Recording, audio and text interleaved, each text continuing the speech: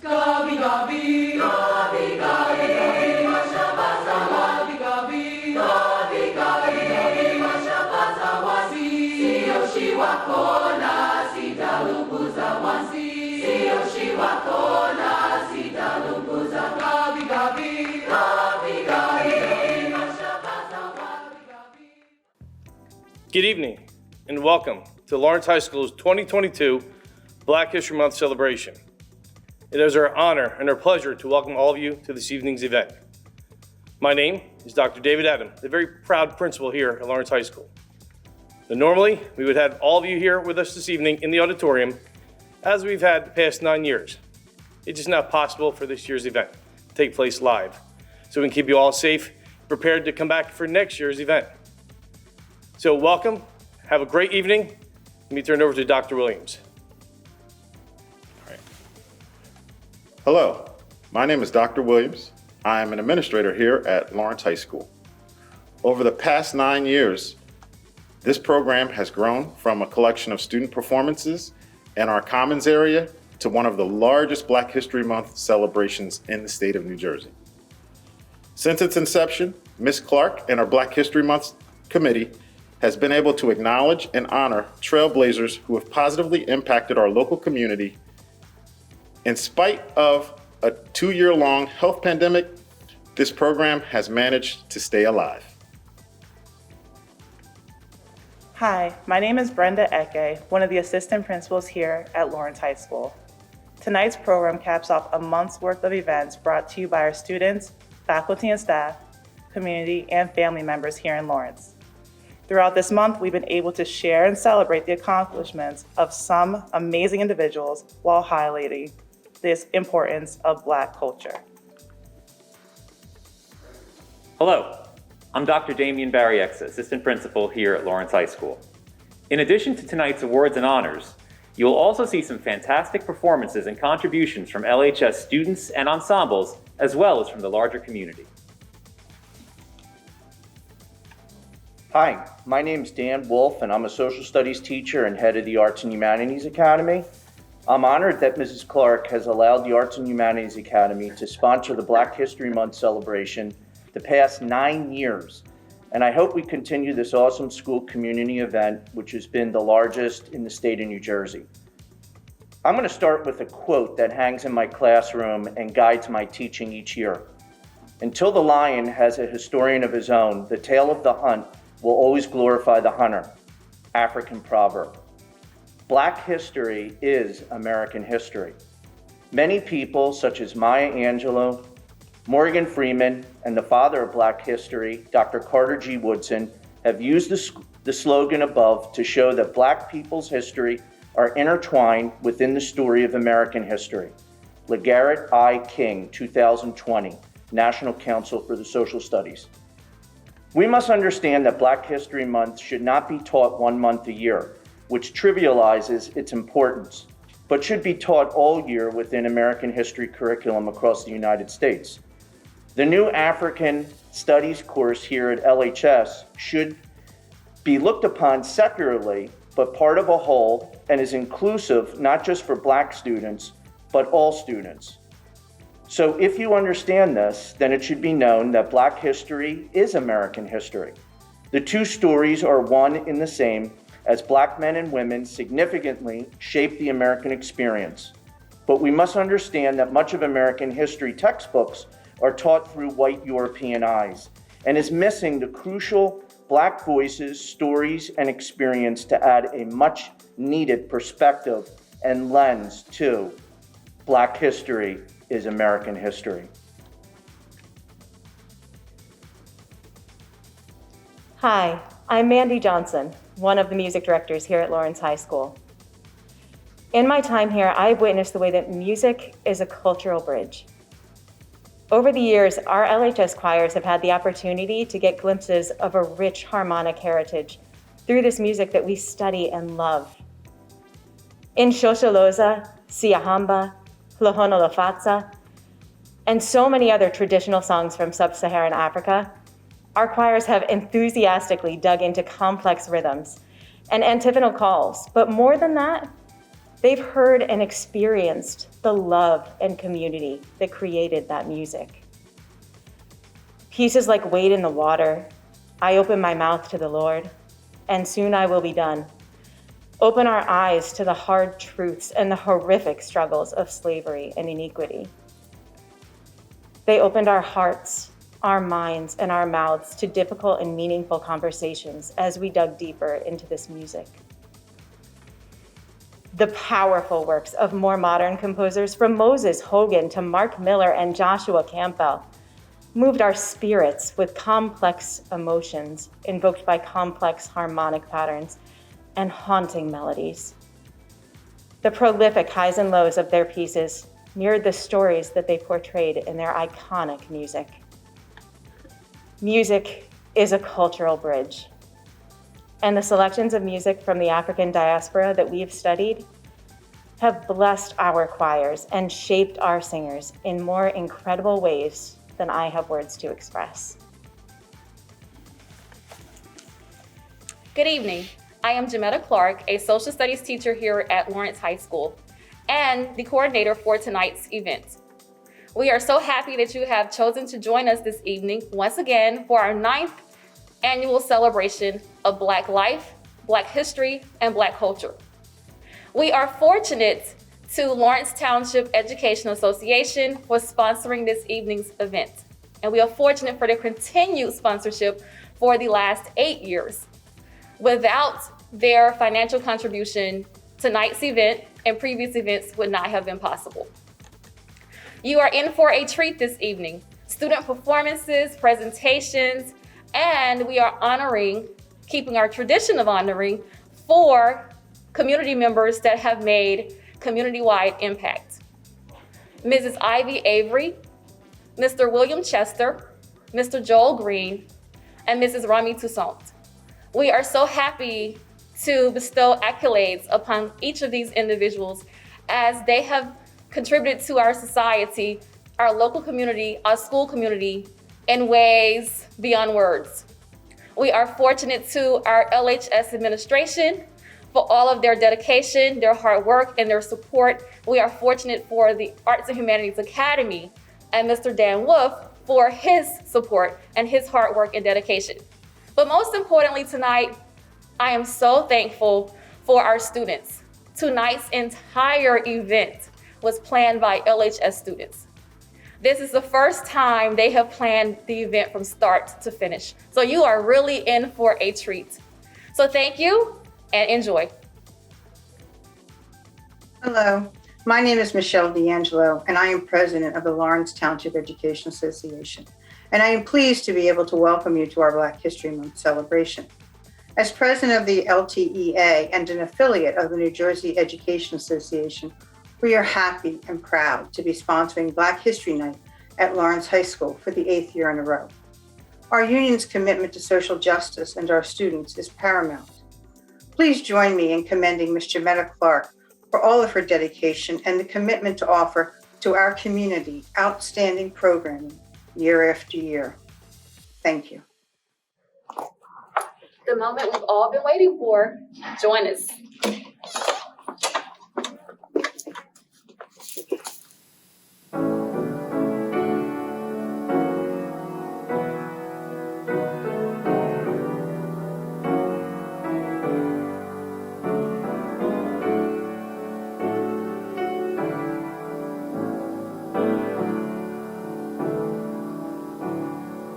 Every voice and sing till I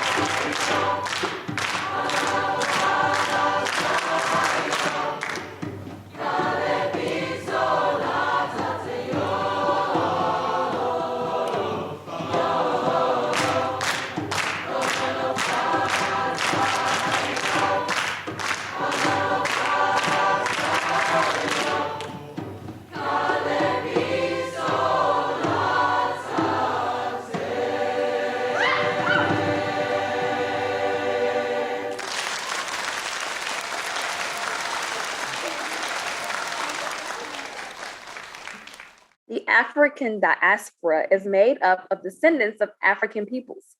Between the 16th and 19th centuries, the African slave trade brought thousands of ancestors aboard ships to the Americas. meaning South, Central, and North America, with the greatest majority arriving in South America. The millions of enslaved African peoples will be dispersed throughout the Americas, but cultural commonalities would transcend place and time. The rhythms, the beats, the food, the melanin in their skin, all signs of a connected people. When we think of the African diaspora, we think of descendants scattered throughout the Caribbean, including Puerto Rico, Trinidad and Tobago, Jamaica, Cuba, Haiti, Dominican Republic. Yes, there are Afro-Latinos, Afro-Hispanics, Afro-Mexicans. They're all coming. Often overlooked by some, the Afro-Caribbean is rich in African ancestry. The cultural ties to African peoples and cultures is quite undeniable. Following slavery's demise in the Americas, the movement by African peoples and people of African descent will continue. This evening, we celebrate all of the descendants of the African diaspora. We celebrate your lives, your history, and your culture. Lawrence High School proudly salutes Ivy Avery. Ivy Avery is a retired educator with a total of 35 years in education. She also has an extensive background in theater, starting with the drama club at Trenton High School in the 1960s and continuing at Spelman College in Atlanta, Georgia, and the Spelman Morehouse Players and Black Image Theater, a local theater company in the Atlanta community. Upon returning to Trenton, Miss Avery worked with the Super Bad Theater Company, affiliated with New Jersey Broadcasting Company, and Players Company of Trenton, founded by renowned playwright Don Evans. Miss Avery was a co-founder of Morning Glory and Sassafras Productions, a theater company that presented African American cultural programs. She is known for her one-woman shows and portrayals of the lives of Harriet Tubman, Madam C.J. Walker, Hattie McDaniels, and Sojourner Truth. Her production about Harriet Tubman, Follow the Freedom Star, was a popular theater presentation which was performed extensively throughout New Jersey as part of the Young Audiences of Princeton school theater program. For 10 years, Miss Avery directed the drama club at Harrison Elementary School and then at Columbus Elementary School for the Trenton Public School District. She wrote or adapted all of the productions. Currently, Miss Avery is involved in a number of community projects, such as Heal the City, the Positive Billboard Campaign, and the Seed Male Mentoring Program. She serves as a consultant, mentor, and workshop presenter. She has worked with numerous youth groups, writing and directing a variety of theatrical projects. She is an advisor for the Zenos and Kudos youth program, sponsored by her sorority, National Sorority of Phi Delta Kappa Incorporation, Pi Chapter, and coaches youth in oratorical and dramatic speaking. Miss Avery has also been the head house manager at the Trenton War Memorial Patriots Theater for 30 years. This evening, we are proud to recognize Ivy Avery as one of our 2022 Trailblazer Award recipients. Miss Avery, we salute you. Congratulations.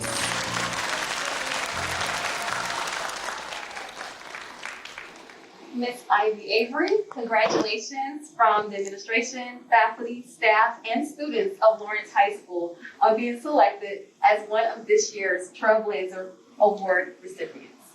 We selected you this year because of the resilience work you've done in this community, the impact that you've had in the lives of our students, our very own students.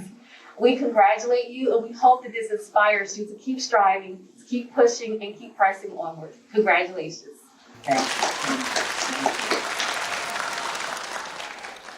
I am grateful and humbled to be receiving this award. I sincerely thank the Lawrenceville High School Black History Celebration Planning Committee for selecting me to receive this 2022 Trailblazer Award. When I think of Trailblazers, I think of people like Arthur Mitchell, the founder of the Dance Theater of Harlem, or Ida B. Wells, a journalist and anti-lynching advocate, or Madam C.J. Walker, the first female African-American self-made millionaire.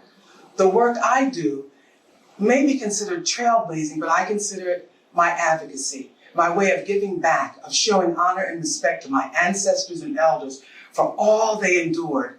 I was an educator for 30 years because I believe that education is the key to success, especially for people of color. Now, when I was growing up, Black parents instilled that in the hearts and minds of their children. My mother instilled it in me. When I was in my 20s, because there was an absence of information in history books about African Americans, I researched and I found my first hero, Harriet Tubman. And I have performed as Harriet Tubman for 50 years, along with some other celebrated Black women. I did these things because I believe that celebrating Black life, history, and culture is important so that the world never forgets the contributions Africans and African Americans have made throughout history and the present. I salute the Lawrence High School Black History Celebration Planning Committee for continuing to carry the legacy forward, and I am honored to receive this Trailblazer Award. Congratulations again to Miss Ivy Avery. Now, we welcome you to sit back and enjoy the sounds of Lawrence High School's jazz band.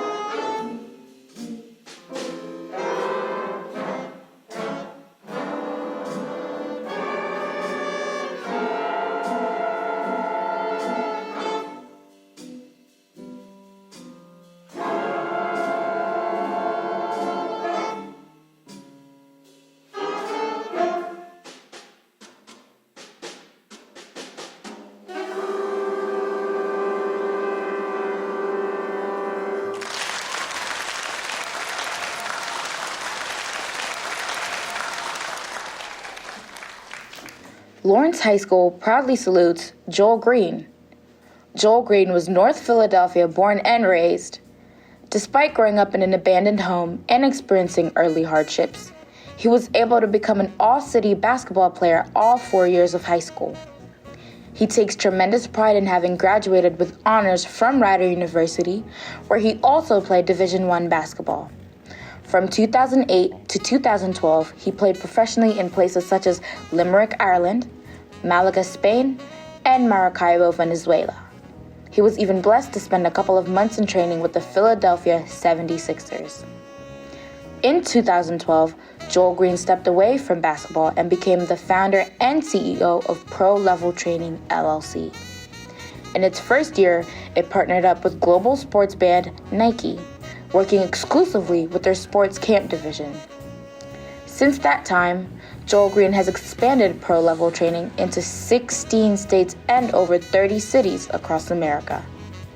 The company now also has an international presence in Ontario, Canada. He has since become a national director for Nike sports camps, allowing Pro Level Training to manage over 50 camps across the country. In addition to this business success, Joel Greene also finds time for professional sports modeling and acting. In fact, he has been featured in multiple commercials, ads, and even a spot on a TV show.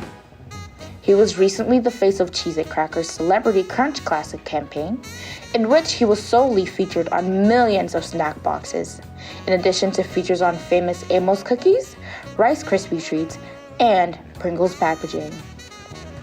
Joel Greene loves speaking to audiences, teaching them how to live up to their full potential and accomplish their dreams, desires, and goals. Many of the same messages will appear in his first book, debuting later this year. A man of strong faith and conviction, Joel Greene attests his exceptional work ethic to his unwavering faith in God and passionate desire for excellence. This evening, we are proud to recognize Mr. Joel Greene as one of our 2022 Trailblazer Award recipients. Mr. Greene, we salute you and congratulations. Mr. Joel Greene, congratulations on behalf of the Lawrence High School administration, faculty, staff, students, and the Black History Celebration Planning Committee. We congratulate you on being chosen as one of this year's Trailblazer Award recipients. We congratulate you and we've selected you for this award for all the work you've done, even when you were here among us. Like, we're so grateful for that. The impact that you made in the lives of our students has been everlasting. We want you to know that, and the impact you continue to have on young people's lives throughout the state, throughout this nation, is monumental. So from us to you, congratulations. Thank you.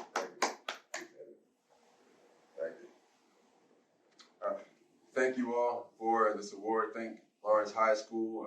Thank the LHS Black History Committee for selecting me and honoring me by way of this award. It really is a true honor just to feel and to be appreciated by you guys. You just really never know who's looking. I'm one that goes about business, each and every day, not looking for recognition or appreciation and saying, hey, look at what I'm doing. It's never been about that for me. So it makes this feel even more special and even more of an honor to just, continue to do what I'm doing, and now knowing that others are watching, and it must be a good thing that I'm doing. So I'm encouraged by this. It really does encourage me to be me. As I just told a group of people a few days ago that making the conscious choice to uniquely be you may be the best decision you can ever make for yourself. And I live by that.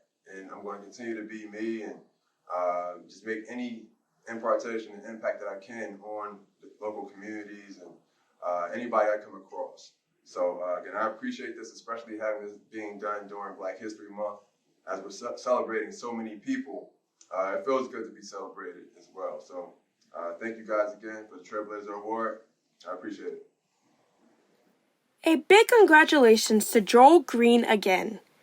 Now we will have Lawrence High School's combined choirs, including Madrigal Honors, Ensemble, Concert, and Gospel Choir, singing I Open My Mouth to the Lord. I open my mouth to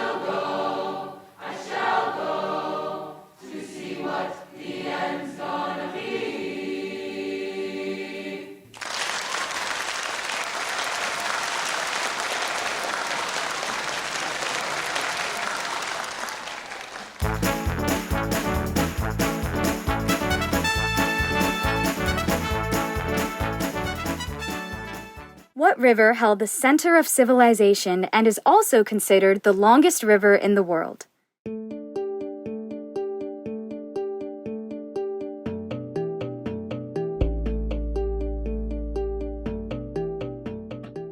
The Nile River is located in Africa and connects to about 10 other African countries.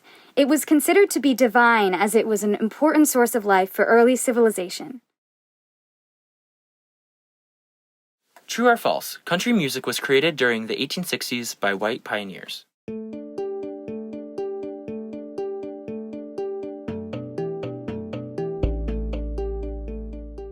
False. Country music was inspired by black culture. It took inspiration from hillbilly music and used banjos and fiddles, which were all created by southern black people and African immigrants. Fun fact, some of your other favorite music genres, such as R&B, gospel, spiritual, rock and roll, jazz, rumba, salsa, funk, soul, hip-hop, and pop, and many more were all created or inspired by, you guessed it, the black community.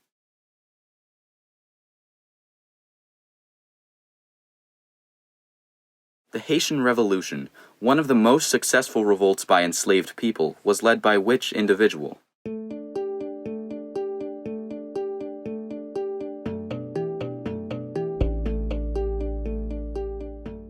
Toussaint Louverture, a Haitian general and former slave, led the people of Haiti against the French. Our next question is, who led to the desegregation of New York's public transit system 100 years before Rosa Parks and the Montgomery bus boycott?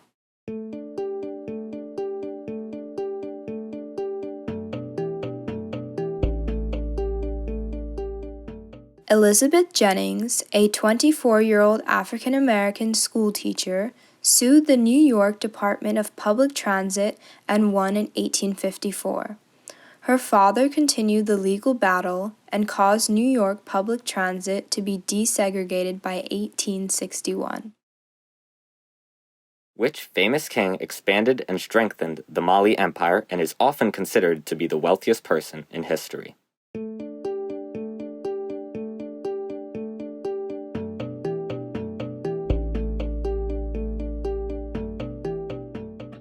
Mansa Musa was the 9th king of the Mali Empire. He sought to create a better connection with the rest of the Muslim world and made Mali's capital, Timbuktu, into a center for Islamic learning.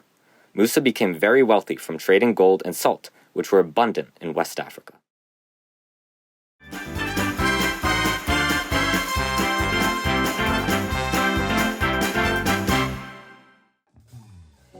Lawrence High School proudly salutes William Billy Chester. Billy Chester doesn't just challenge others to do the right thing. He wakes up every day modeling what that entails. He is an example of what it means to stand up for what's right, no matter what. Billy Chester is no stranger to the Lawrence community, as he was a member of the first graduating class of LHS to complete all 4 years at the newly constructed high school, class of 1972.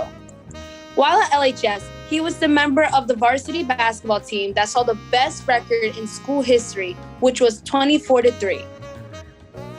9 months after retiring, Billy Chester returned to his alma mater, this time as a security monitor. Serving in this role, he prided himself on building rapport with the students at LHS. To the students at LHS, he has taken on many nicknames and roles, whether they call him Billy, OG, Uncle Billy, Granddad, Coach, Detective Chester, or any of the numerous names given to him. He is also a friend, a mentor, a teacher, a counselor, a life coach, and a basketball coach. He inspires everyone to be the best versions of themselves. Simply by example, he has even inspired more than a handful of students to pursue a career in criminal justice, a field in which he was a true trailblazer. Inspired by his cousin, Ernie Chester, Billy joined the Lawrence Township Police Department in 1989 and was promoted to detective 5 years later. In doing so, Billy became the first and only African-American detective in Lawrence Township Police history and still holds this distinction. During his tenure at Lawrence Township Police Department, he also spent time as the school resource officer at LHS from 2009 to 2010, where he initiated the Scared Straight program. He was added to the LHS Wall of Honor in 2000 and named Officer of the Year by the LTPD in 2011, and retired from the police department in 2014 after 25 years and 2 months of service. In January 2020, he became the first individual in New Jersey to be granted a certificate of eligibility to teach law enforcement under newly adopted CTE standards, and the first person in the state to be eligible to coach at any New Jersey public school using these credentials, all without a college education. Bill Chester believes that what an individual does and how they behave when they think they are going unnoticed, when they think no one is watching, those moments are the true measure of one's character. This evening, we are proud to recognize William C. Chester Jr. as one of our 2022 Trailblazer Award recipients. Mr. Chester, or Mr. Billy, as we affectionately call you here at LHS, we salute you. Congratulations.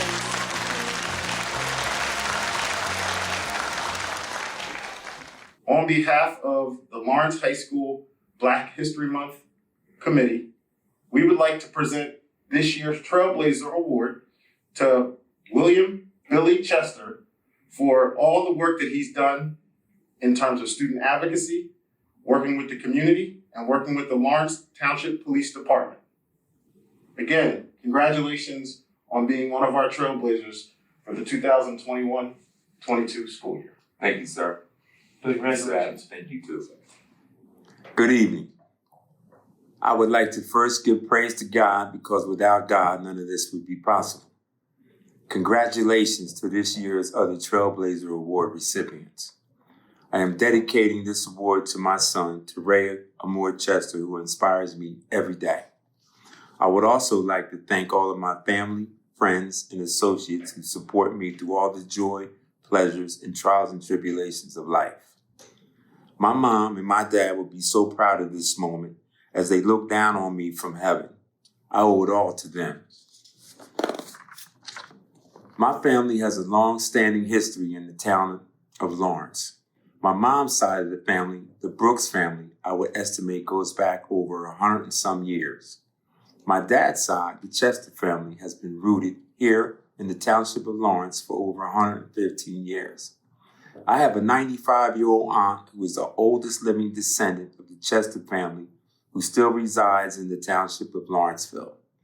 All right, I don't have much time, so I have to get on a roll here. I want to exude sincere thank yous to Carrie Roche, who sometime found the time to research and develop enough information about me to submit to the selection committee, who selected me for this dubious achievement award, all done unbeknownst to me. Ms. Jametta Clark, who continues to work tirelessly in her capacities at LHS and outside of this school, to the Black History Month Honoree Selection Committee, to the Arts and Humanities Academy, and to the Black Student Union. Not many people know this tidbit of history. I was one of the members of Lawrence High School's first Black Student Union, which originated in 1970. Unfortunately, it disbanded sometime after I graduated. I don't know why or when, but I am happy to see it has since been resurrected. We also used to have Black history classes. And a special thank you to all the wonderful students here at Lawrence High School, all of the beautiful colors, races, creed, nationalities, and personalities that represent LHS. When I first received the email from Ms. Clark on January 26th about this honor, I opened the email and was further advised that I was chosen as a 2022 Trailblazer Award recipient by a selection committee comprised of a group of students within the school. I was blown away to tears, actually, while reading this letter. I mean, real tears. This award means a lot coming from these kids. I received a few awards and commendations in my lifetime, but this one here, from these kids at LHS, is of major significance to me, and I thank all the contributors once again. I truly, truly love these kids, and they make my day each and every day. Thanks for giving me this platform to speak to you today. To all the kids that come to my life lesson chair at the security desk, aka the LLC, because that's where we take care of business for unaccredited counseling sessions, scholarship information, general information, sports advice, some of everything else, and of course, laughter. I just want to say thank you so much. I come to work every day with a purpose to help every student I can in this high school and to drop knowledge about perspectives of life. I come to work every day that I can to go above and beyond my job description to ensure the students in this school are able to learn in a safe, secure, nurturing education environment while getting involved in extracurricular activities if they choose to do so. I come to work every day to talk to our children about teachable moments and the power of education. I talk to the young men about how to be respectful young men with strong morals and ethics. I talk to the young ladies about respect, dignity, and self-esteem. My message today is to all the students at Lawrence High.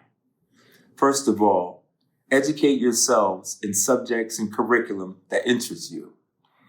Put yourself in position to excel and don't let anything or anyone deter you from what you want to be, who you want to be as a person, and what you want to be in your lifetime. This is your future. For all those students who aren't interested in college, there are other opportunities available to you.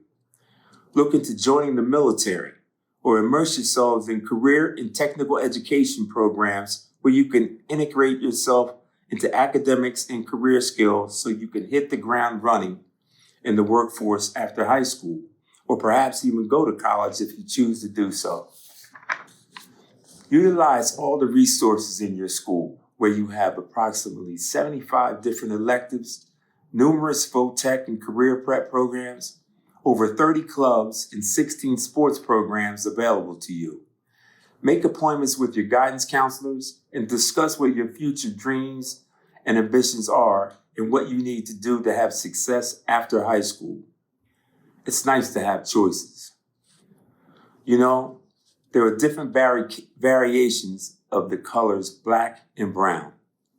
I would be considered a deep, dark chocolate brother. It's like because of the color of your skin, you have to learn how to navigate through the system differently because you are going to meet some difficult challenges. You're going to have to learn how to bob and weave through processes. Make your own Black history. Talk about it, write about it, embrace it, and most of all, live it each and every day. Because of the color of your skin is never going to change. I am proud to be a strong Black man, and you should be proud of the color you live in too, no matter what color you are. There have been several race controversies in recent news that have flared up, and all of them come down to skin color. Now, I only have a few minutes here, so instead of going into detail of each one, I am going to give you all a little homework. I want you to get your phone or a pen and write down these names and stories and Google them. If you're a student at LHS, I challenge you to research these individuals and what their stories mean to Black history and come talk to me about it at the LLC. The individuals I am referring to are Brian Flores, former NFL coach, Sha'Carri Richardson and Camilla Valieva, who are Olympic athletes, and most recently, a teenage fight at Bridgewater Mall that occurred just a few days ago. If you follow past and current events and controversies, for example, former 49ers quarterback Colin Kaepernick, I hope the message that you take away from this incident is sometimes that it's not about money, fame, or power, or position or title. It's about what you're willing to do to effectuate change. So prepare yourself right here at Lawrence High School.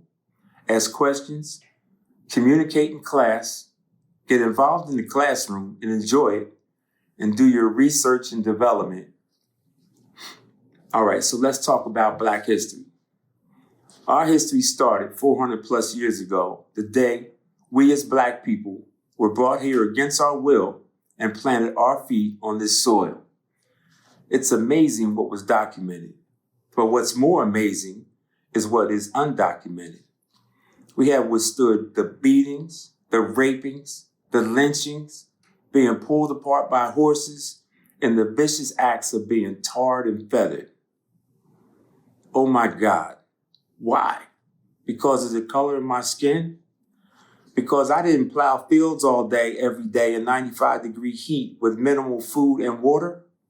Or couldn't do some of the other monumental tasks that I was required to do? Why was there so much torment? Now, back in those days, I might have been nicknamed Buck. In my younger years, I was in pretty good physical shape, but I probably would have had a hard time coping. I know I would have been the one that would have challenged the status quo. I would have fought for what I thought was right, for what is currently known as equity, fairness, diversity, and inclusion.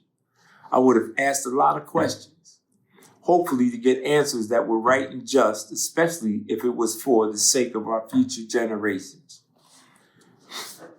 We as people have been waiting for diversity, equity, fairness, and inclusion for over 400 years.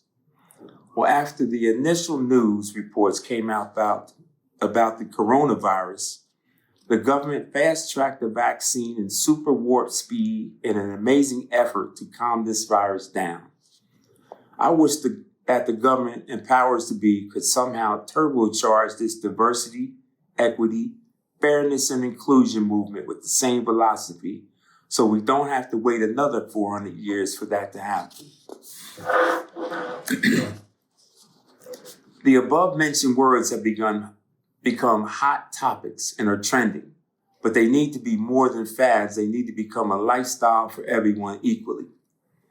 Back in my day, I attended many events and rallies and heard the messages of Huey P. Newton and Bobby Seale, two of the founders of the Black Panthers, as well as other prominent activists such as H. Rap Brown, Amiri Baraka, aka Leroy Jones, Angela Davis, Cornel West, and Louis Farrakhan, just to name a few. And I also attended the Million Man March in Washington, D.C. in 1995. Black Power was a big deal back then, and it was a big thing to try to find your Black identity. Ungawa, Black Power. Look it up. Google it. We wore our red, black, and green proudly back in those days, with the crown on our head being our sculpted Afro styles. It has been 46 years that we have been able to officially celebrate Black history for a month on a national platform. We should celebrate ourselves and each other every day as we embrace our Blackness and establish our own legacy. We should find all things that we have in common with one another, in spite of the fact that we have a different skin color, and that's the only difference. You have to have a lot of courage to stand up for something or a cause you feel isn't right or is unfair. Trouble is sometimes necessary, as long as it is good trouble. Know what you are talking about, and be able to articulate it. Treat others as you want to be treated. Demand respect, but prioritize the same respect towards someone else. Strive for excellence through the power of education to move yourself forward towards the future of this universe. And don't forget, education comes from many sources. From schooling, yes, but also through observing, reading, and experiencing life. Your cell phone is a very powerful tool and a resource that I didn't have back in my day. You have access to an unlimited information highway right in the palm of your hand, and it's your cell phone. Use it wisely and responsibly. This message is for all the people that roll through the halls of LHS, especially our children. It is an absolute pleasure for me to watch all you kids when you leave here with a plan that's for real. Know this, and I reiterate, you kids make my day every day that I come to school. And I love y'all for that. And to Ms. Clark, the selection committee, the Arts and Humanities Academy, the Black Student Union, Carrie Roche, and all the kids at Lawrence High School, I again just want to thank you all. And look, I really don't care what the color of your skin is. I'm cool with all of y'all because of all the beautiful colors in this school. So, all right, let's do this. Thanks again. And thanks again for this honor and this award. Thank you. Darren Freedom Greene is known as a lifesaver and a wind of newness for his ability to bring people together for the purpose of an overall transformation. Freedom, as he is widely known, lives and trains individuals with the mindset that an educated and freed mind is a step in the direction called true freedom. Darren Greene is a community advocate and professional speaker who has dedicated his life to empowering and strengthening people and communities. His straightforward style, hands-on approach, and life experiences have earned him respect as a mentor and member throughout his communities. For the latter, Darren Greene has received a countless number of awards. Darren Greene is not afraid to take risks and possesses a keen, sharp sense of recognizing and responding to the call for the empowerment and education of the underprivileged and underrepresented populations. Mr. Greene credits his parents for his solid foundation and commitment to the community.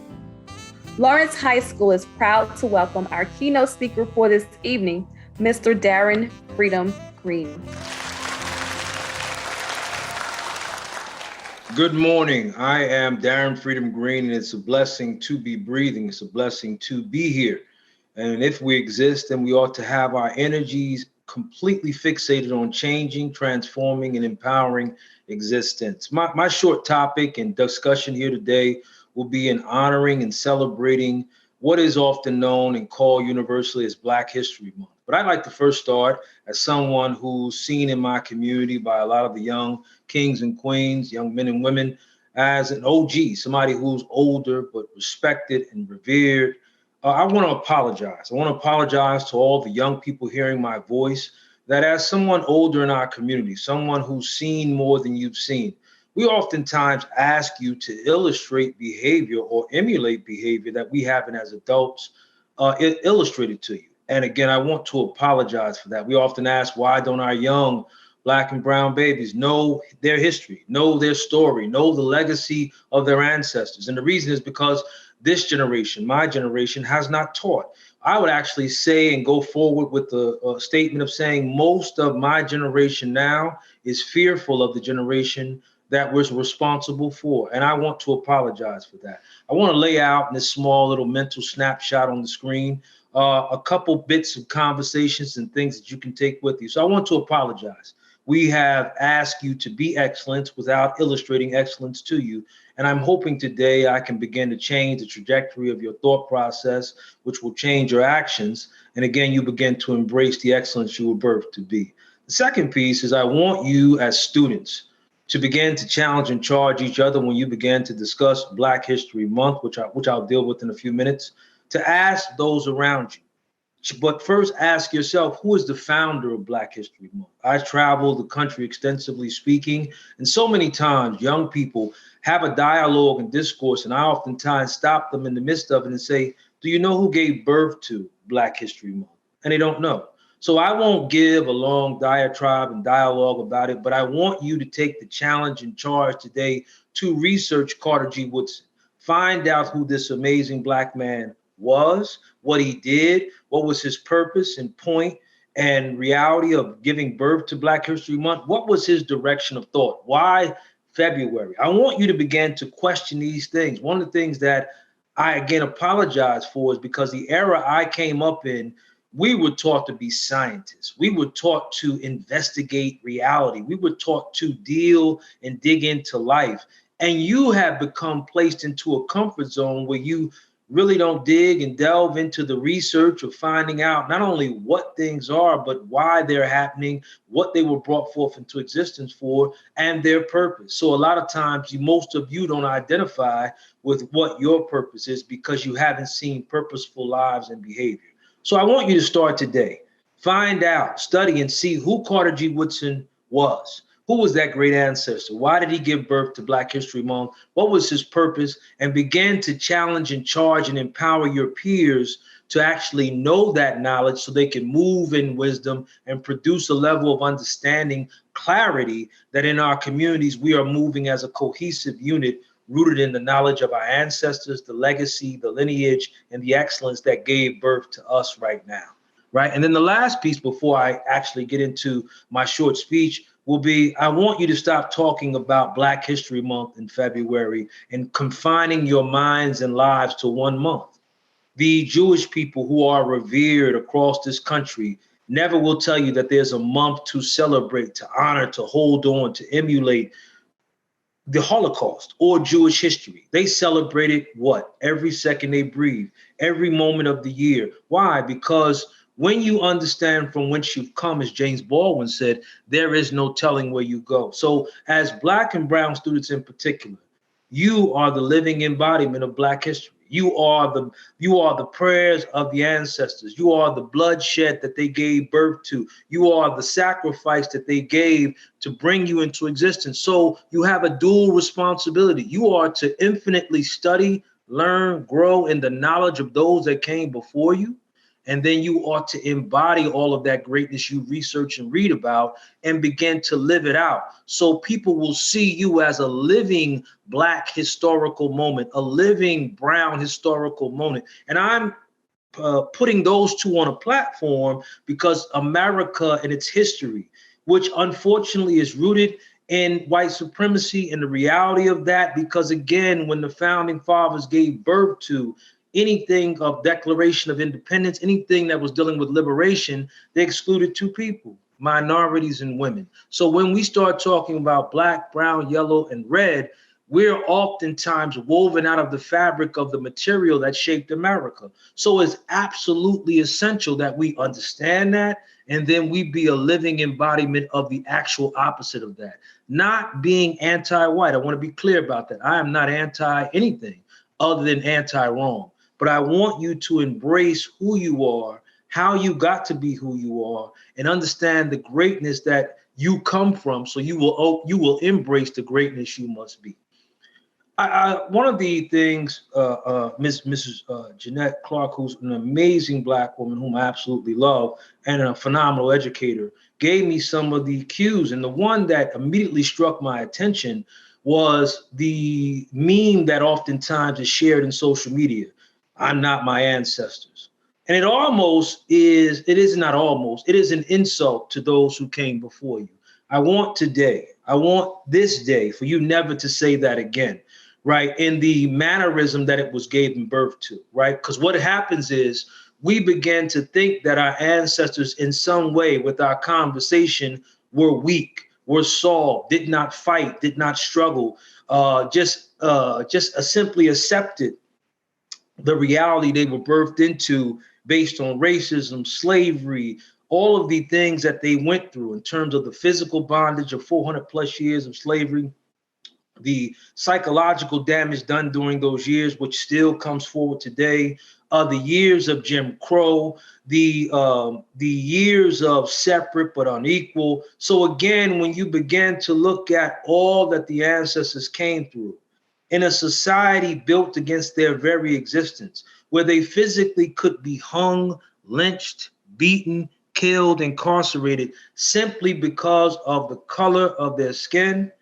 never insult or disrespect the legacy of your ancestors talking about, I'm not my ancestors. Many of us would not have been able to survive the things they came through. And because of them, we are now who we are. So when you start to dialogue, when you start to speak, when you start to give birth to wisdom, make sure you have a supreme reverence for the ancestors that came before you, because without them, we don't exist. So never let me catch you talking about I'm not my ancestors. You can catch these hands and all of that. That is a disrespect to those who gave birth to all that we are.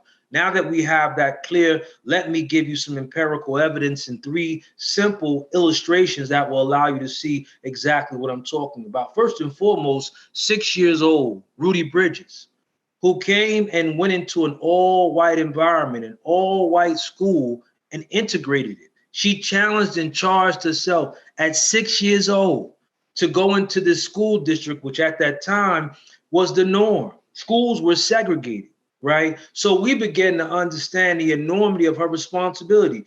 I think in totality, there were 6 students, but she was the only one whose mother and father accepted the challenge and charge of integrating this school. And it was because they wanted her to understand the responsibility on her. Imagine that at 6 years old. Now I'm thinking I'm talking to, and I can't see you because this is being recorded, but most of you are high school students. Ask yourself, would you begin to unpack the reality of what she had to deal with? Walking to school every day, she was escorted by marshals from the military. 4 marshals escorted her because her life was threatened. 6 years old. Again, as she went to school, there were protesters lined up, and down the path she went, there were women there who had black baby dolls in coffins. There were women there screaming out, "I'm going to poison you." Right? All of this was being said to her as she simply wanted to go to school, 6 years old. But for a total of almost 2 years, she was the only student in her classroom.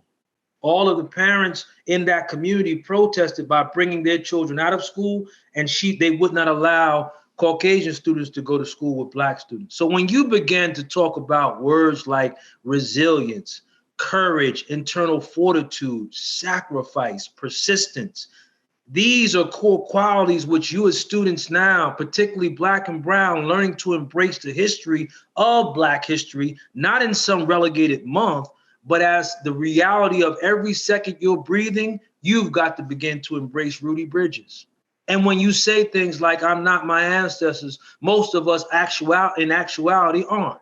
I don't know if I could have the internal fortitude, the challenge and charge, that type of behavior in that kind of environment. But she did it. And she did it in knowing her parents gave birth to the idea that she was going to be a trendsetter, right? So I would say to you, how many of you are embracing trendsetters? The majestic Shirley Chisholm, who became an elected official and was the first black woman to run for president and be a competent candidate, just not some token on paper, said, "Don't refer to me as an elected official, but rather refer to me as a trailblazer who went where others wouldn't go and blazed a trail where others will not only see it, but have the courage to come right up behind me and go to other spaces and places." So our first mental mark in time is Rudy Bridges. So again, she manifests the courage and the character of our ancestors at the age of 6 years old. And the last thing I'll say about her is she illustrates that there is no layaway plan for your greatness. You cannot put it on layaway. We need it right now. Whatever your age is, whatever your physical mark is, whatever your physical rotation around the sun, at this present point, we need you to start being Rudy Bridges, be the embodiment of courage, to be a trendsetter, a trailblazer, to begin to be the living black history in your home, then extend into your community, then come to your school every day, not being the loudest in the room, not chasing attention, but in actuality, being focused and fixated on impact. And not just impacting with your name on it, but saying, what can I do to empower and impact others? The second person would be Fannie Lou Hamer. You need to go research her as well. And when we say I'm not my ancestors, Fannie Lou Hamer was such an advocate of civil rights. She was teaching our people who oftentimes, because of the segregated school system, weren't allowed to go to school, right? One, because of the physical bondage and reality of slavery. Many were enslaved physically and had to work in the fields. Many had to pick cotton. Many had to do jobs of the nature just to survive because of what they were in terms of physical bondage. So young people weren't allotted that. But what Fannie Lou Hamer decided to do was to teach people how to read so they could begin to understand the reality around them, become comprehensive. And then through doing so, she used gospel songs to teach Black people how to read. And while doing this, after she taught them how to read, she registered them to vote. So they began to become an army that morphed into something magnificent that began to be called with what was called the Civil Rights Movement. Many people who were moving for one cause. And I would just say to you today, when you begin to think about the civil rights movement, don't just think about the legislation and policy, but think about all those marches you saw and you heard about and you saw Ella Baker or Dr. King and those names which resonated at the forefront of the movement. But all of those people who were behind the scenes, the Fannie Lou Hamers, doing the work that made the march and the movement work. And so you see the courage of Fannie Lou Hamer. One day she was ripped off of a bus and incarcerated, and she was beaten within inches of her life. And while laying in the hospital, she said to them, as soon as I get myself back together, I'm going to be right back doing the movement. And she boldly said one time, as coming out of the hospital, if this work, if this line in which I'm assigned to be a part of, to be responsible for, is where I am designed by God to die, then so be it. And she said, I am 5'9". And when I die, I'm going to fall forward 5 feet 9 inches. And in doing so, the movement will have moved forward 5 feet 9 inches. And I just ask you, as you embrace Rudy Bridges and the courage of being a 6-year-old who had the internal fortitude to do the unthinkable, be the all amazing, and embrace a struggle that she was birthed into, wasn't at fault for, but understood she was responsible for, moved it forward. And then be able to understand that in this life, when you decide to be a trailblazer, you in fact may be beaten. And I'm just saying that to you, it's real. You may not be beaten up physically, but you may be beaten up psychologically. Your name may be beaten up in the mud. Your character may be beaten up in the media. I've had my name thrown into all kinds of stories, because whenever you want and you see people challenging and charging the system that marginalizes and oppresses, it fights its war on many fronts. And if people can attack your name and character, which they will, you can find yourself to have the internal fortitude of your ancestors and stay the course. Fannie Lou Hamer was beaten within inches of her life, and when she got out of the hospital, she went right back to teaching people how to read, getting them registered, and moving them forward. And the last person I'll talk about is Diane Nash. And Diane Nash was a part of the Freedom Riders. And these were people who were focused and fixated on interstate travel and in the reality of Black people being marginalized to the point where we could not travel openly and freely on the highway. We actually could be taken off of the buses we were on, the cars we were in, and you could be lynched, hung, incarcerated, beaten. And a lot of times this was the norm. So again, when you start to talk about I'm not my ancestors, no, many of us aren't, because you did not have the courage and the ability and the wherewithal to withstand what they were up against. And I'll say this to you as I unpack the last part of this. Diane Nash was integral in the movement. She was all on college campuses, igniting a fire in the souls of young people who never were given the credit they were for the movement moving forward. Even Dr. King, when the movement seemed to be losing energy, he injected the babies, the young people like yourself. And if you look at old civil rights movements, you will see children 7, 8, 9 years old being placed in paddy wagons, being hit with fire hoses. And fire hoses, when they hit you with the water, it can literally rip your skin off. It can kill you. So again, when they were put into paddy wagons, there was an interview I saw one day, and it literally brought me to tears. A 7-year-old was asked, "What are you doing?" She said, "I'm going to jail." The reporter asked her, "Why are you going to jail?" She said, "Freedom." So at the age of 7, 8, and 9, your ancestors stood where you oftentimes won't stand, hung where you wouldn't hang. It embraced a reality that made them so profound and powerful. So I say to you again, never let Mr. Free hear you saying, "I'm not my ancestors." No, you have to charge and challenge yourself to not only become like their greatness, but you're responsible for being even greater than them, because the bloodshed on the ground that they gave for you and I to stand where we are is the weight and responsibility that we must carry now. But to Diane Nash, as the Freedom Riders were traveling to another city, And what they were going around and educating people and again, registering them and making them a part of the movement, because voices become votes and votes become the capacity to change the trajectory of your reality. This is why I say to you young people now, if you're 18 and above, you should be registered to vote. You should know who your elected officials are in your physical area, wherever you live at. If you're in Trenton, you should know who your congresswoman, congressman is. You should know who your senator is. You should know who your Mercer County executive is. You should know who your county officials are. They're called commissioners now. You should know who your city council members are. You should know who the mayor is. Whether you live in the township or whether you live in the city, there's a mayor and a body of a council that is in place. And you should know who these people are. You should know who the school board members are. You should know who the zoning board members are. You should know all of these boards and commissions shape the reality we live in. And Diane Nash was moving across the country with the Freedom Riders.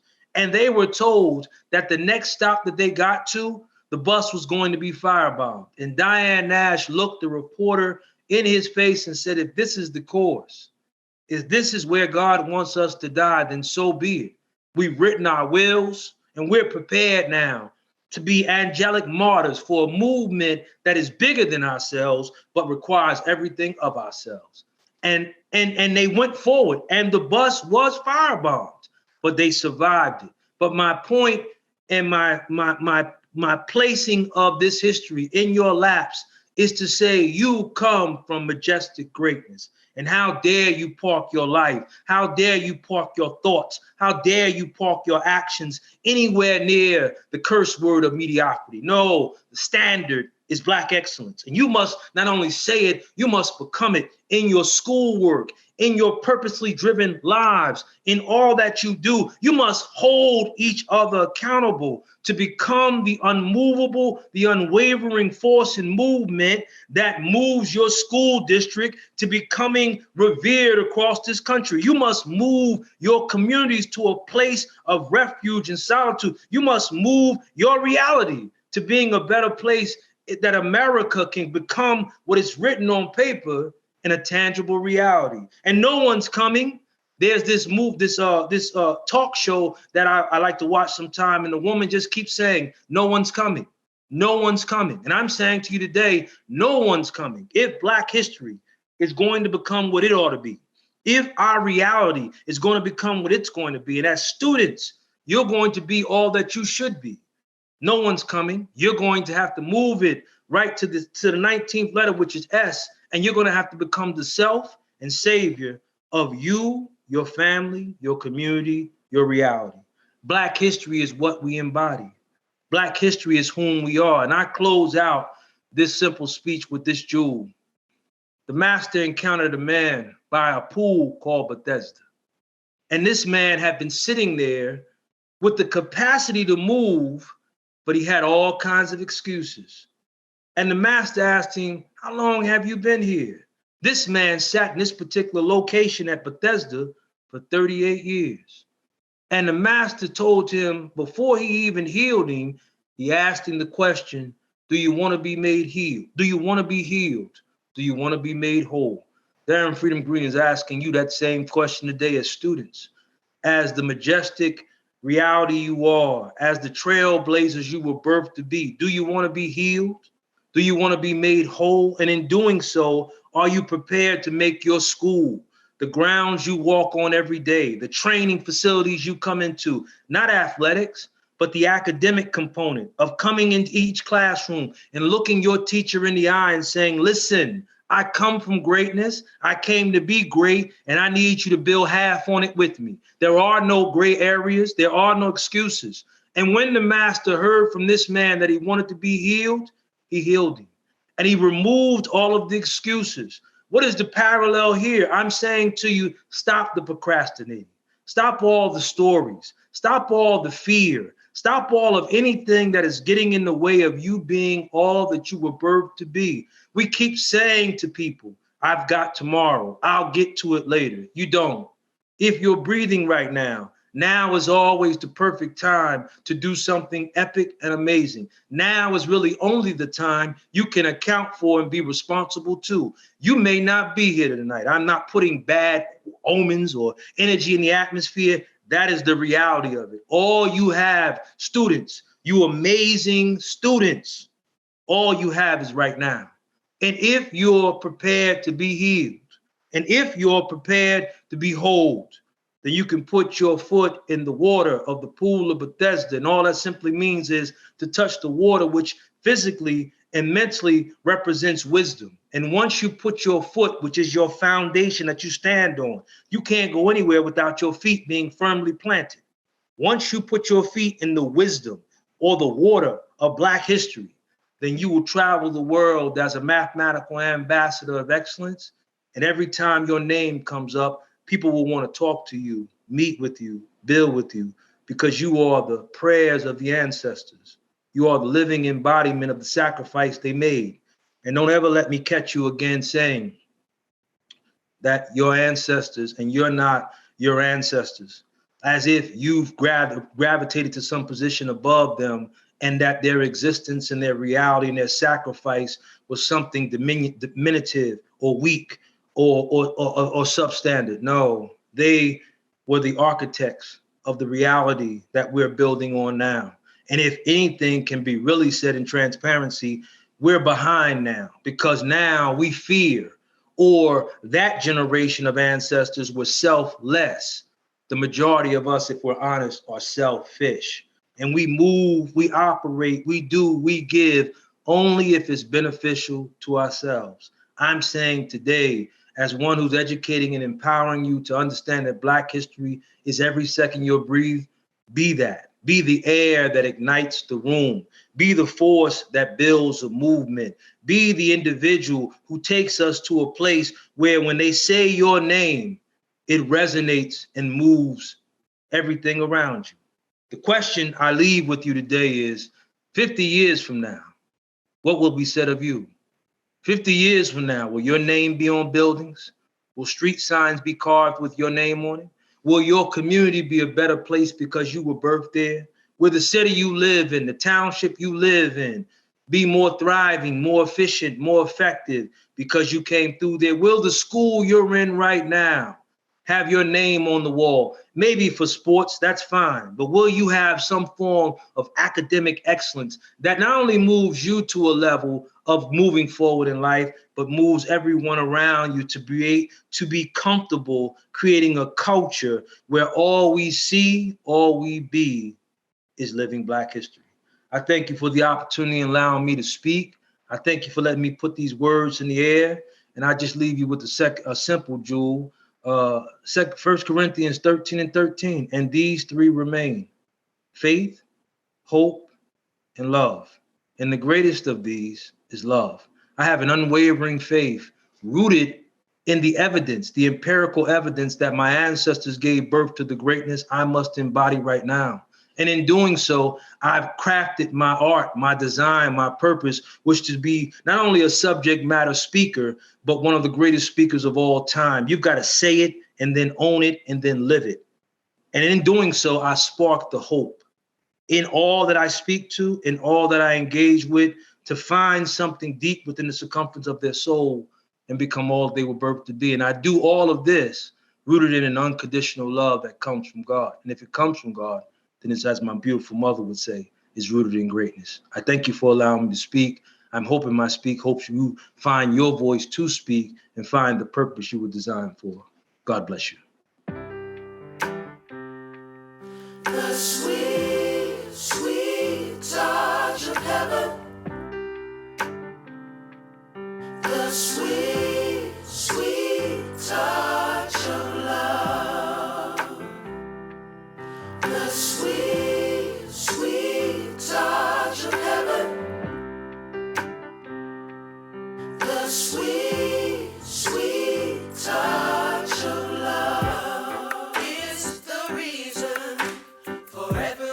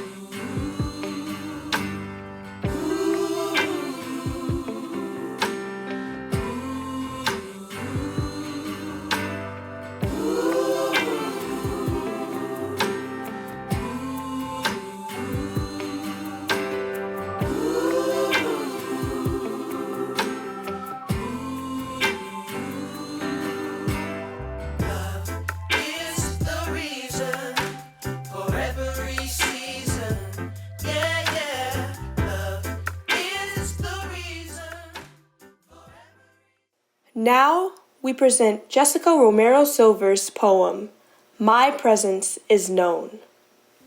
Hi, my name is Jessica Romero Silver, and I'm a junior here at Lawrence High School.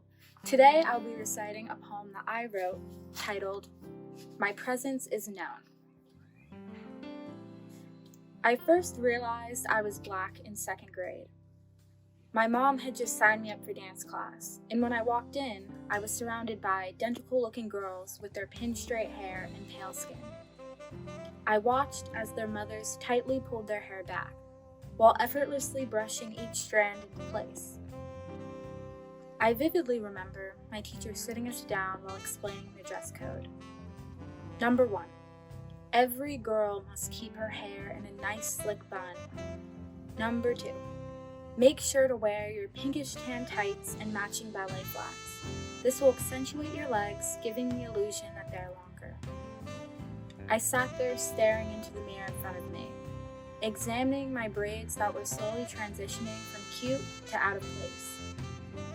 I then moved my gaze down to my legs, which had looked like they'd been stolen off some other little girl.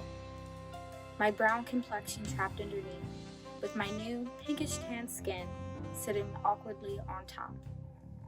Years later, I continue to be reminded of my Blackness.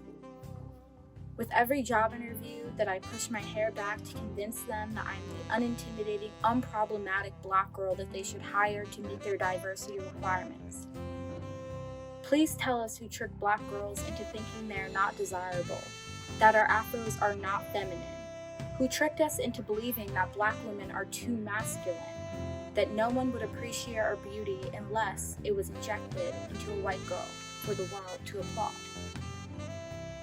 How can you love the culture, the music, the look, but not the people behind it?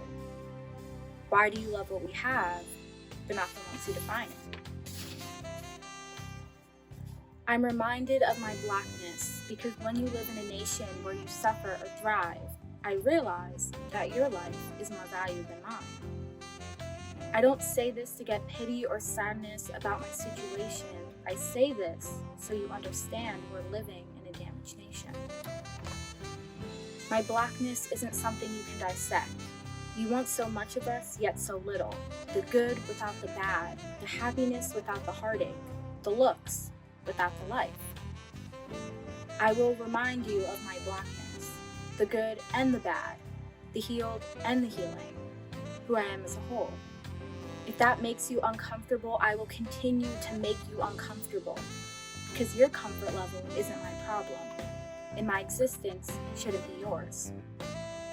We are who we are, and what we are is a community, a resilient one, a colorful one that has been badly beaten down and torn apart, but always manages to mend itself back together again. I remind you of my Blackness because that's who I am.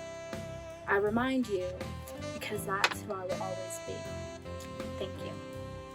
Thank you to Jessica Romero Silver for that powerful poem of My Presence is Known. Now, we will have Arts and Humanities present Kids Corner Trivia. Hi everyone, and welcome to the Kids Corner. My name is Jessica. And my name is Maya, and we're your special hosts for today's segment. If you're a kid at home, I encourage you to play along. Maybe grab a parent and get ready for some awesome trivia about Black history. Started with our first question. What year was Martin Luther King Jr.'s I Have a Dream speech? This might be a little tricky, so I encourage you to grab a parent and get some help. I'll give you a few seconds to answer. Do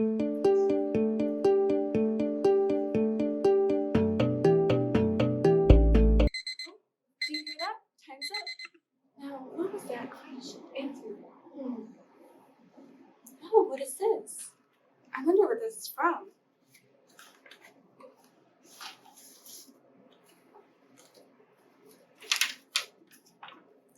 Oh, it's the answer. Okay. Well, in 1963, Martin Luther King Jr. stood in front of more than 200,000 Civil War marchers. And now he is one of the greatest speakers in U.S. history. Wow, 1963. Whew, that was a hard one. Well, on to our next question. Who broke baseball's color line by becoming the first major black baseball player? I'll give you players at home a few seconds to come up with an answer.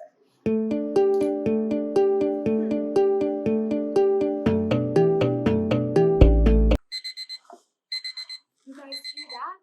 Time's up. Now, I'm excited to see the answer. Hopefully you are too. Let's see. Thank you. I wonder who it could be.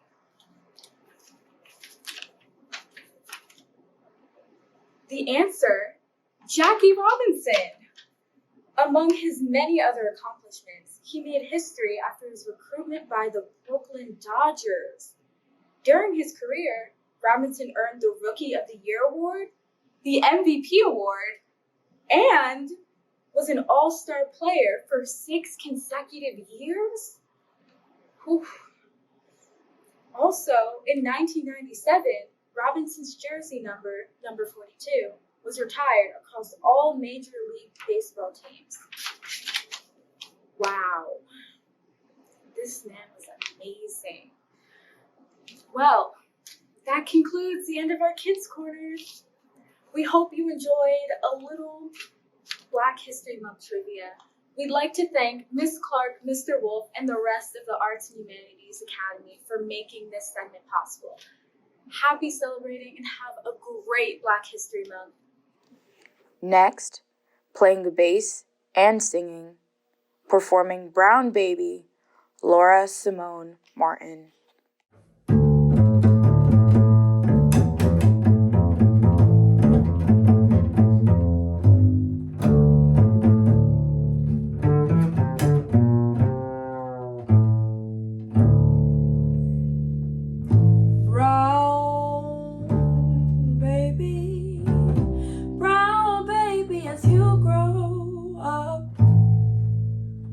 I want you to drink from the plenty cup. I want you to stand up tall and proud. I want you to speak up clear and loud.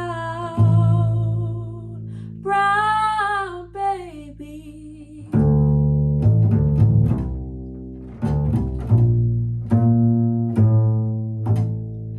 Brown baby, as years go by, I want you to go with your head held high. I want you to live by the justice code.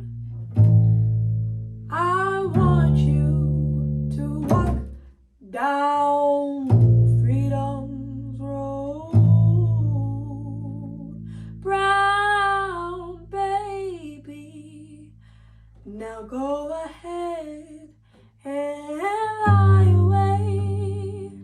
lie away sleeping. Lie away here in my arms, while daddy and mommy protect you and keep you safe from harm. Oh, you little brown baby.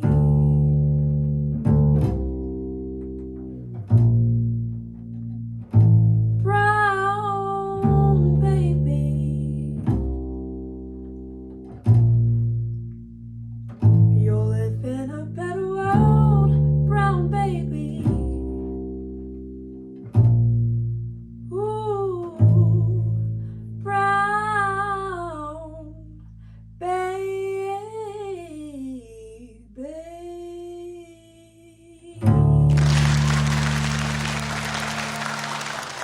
Lawrence High School proudly salutes Rami Toussaint. Rami Toussaint is a transformational trainer and coach, motivational speaker, and yoga teacher. She empowers those around her to create a complete practice of consciously leading their lives, to manage their energy and have constant access to their vitality so that they can do their work in the world. Rami Toussaint has positively impacted our school, local and surrounding communities. She is literally a positive force to be reckoned with. For bringing peace, clarity, and mindfulness to so many of our days, we say thank you. This evening, we are proud to recognize Rami Toussaint as one of our 2022 Trailblazer Award recipients. Ms. Toussaint, we salute you. Congratulations.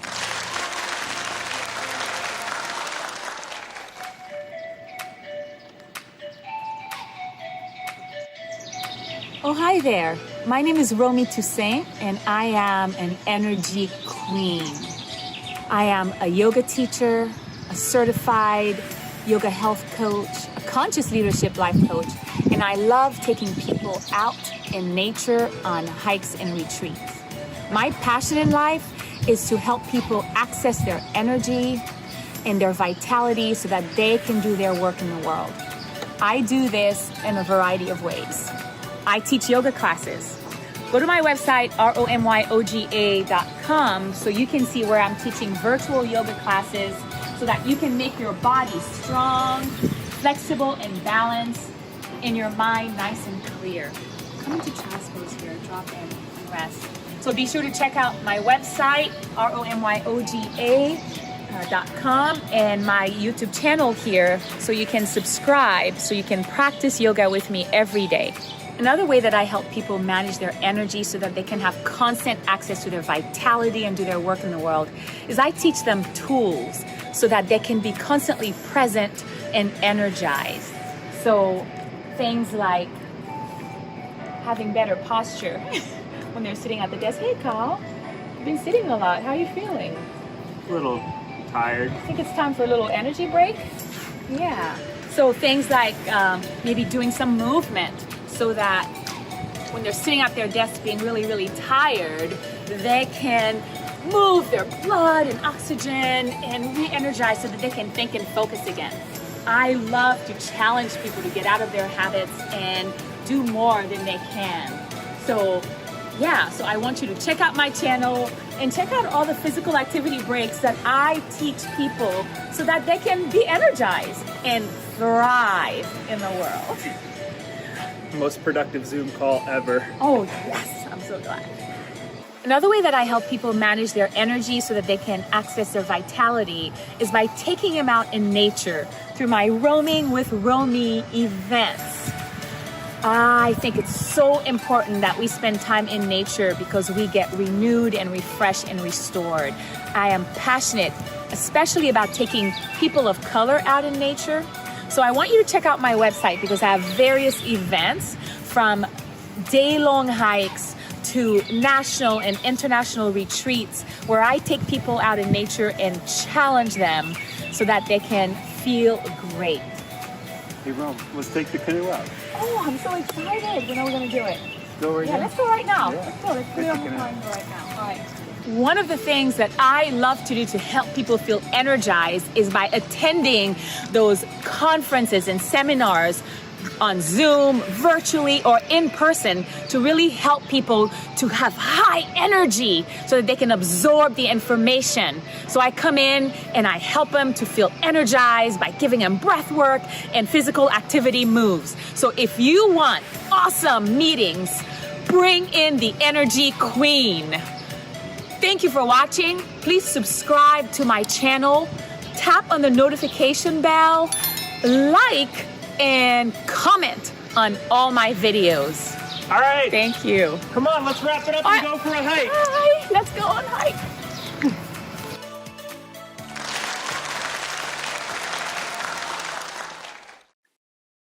Hi, everyone.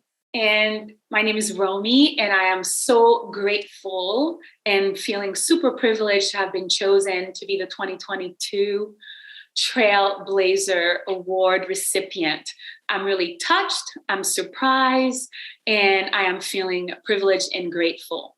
My mission in life is to help everyone I know to have the tools to have constant access to their energy and to their vitality so that they can do their work in the world. I truly believe when everyone is doing their work in the world, then we make the world a better place because each one of us has something special to give to the world. I'm particularly interested in helping women and people of color to be able to show up in the world and do their work. And one way that we can do that is through mindfulness and our connection to nature. So I'm really, really privileged that this work that I've been doing is making a difference in the world, and especially in the Lawrence High School and the Lawrence Township community. I'm privileged to have raised 4 kids in Lawrence Township, and they've gone through Lawrence Township schools. And I've had an opportunity to work at all of the schools, to volunteer my time, to come in and do mindfulness with the kids. And I'm especially grateful to the many Lawrence teachers and administrators who have invited me to come into the classroom, to work with the young children, to work with the children, with the students at the intermediate school and the middle school and at the high school. And I've had the opportunity to also work with teachers and administrators and staff to share what I know about mindfulness, about showing up as conscious leaders. So I wanted to say thank you to Ms. Molaski, to Mr. Reynolds, Mr. Boggs, Ms. Reynolds, Mr. Boggs, Ms. Allison Fisher, and all the other teachers, and even Ms. Lynn, who has brought me in to work in the classroom with the students. I am so happy that everyone has gotten a little something, or for the one person who's gotten a little something from what I've taught, from what I've shared. And that little something is making a difference in their lives so that they can have access to their energy and their vitality and do their work in the world. So I have this mantra, and it really helps me to show up and do my work. And when I do my work, I know it makes a difference, and I feel incredibly privileged. So it goes like this. We show up. We do our work. We burn brightly in the moment. And when the moment is over and our work is done, we step back and we let go. Victory to our spirits and peace to all beings. Thank you so much again for choosing me for the Trailblazer Award. I am humbled, I am privileged, and I'm encouraged to continue to show up every day and do my work in the world, which I hope will help you to access your vitality and your energy so that you can do the work in the world. Thank you so much. Namaste. As we near the end of our presentation to you tonight, I wanted to pause and say once again, thank you to the Lawrence Township Education Association for their continued financial support. Thank you to the Lawrence High School administration, faculty, staff, and students. Our students have been nothing short of amazing this year as they have worked diligently to put tonight's event together.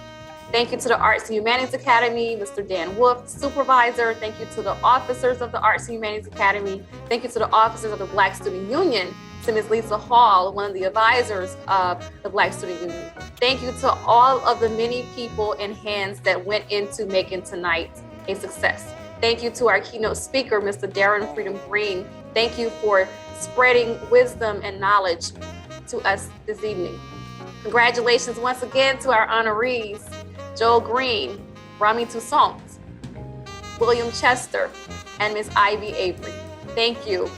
Congratulations to you all, and may this inspire you to continue to push forward and change the lives of all of those that you encounter. And last but not least, thank you so much to Mr. Tom Urban. Thank you for putting all of this together for us tonight, because without you, surely we would not have been able to pull this together.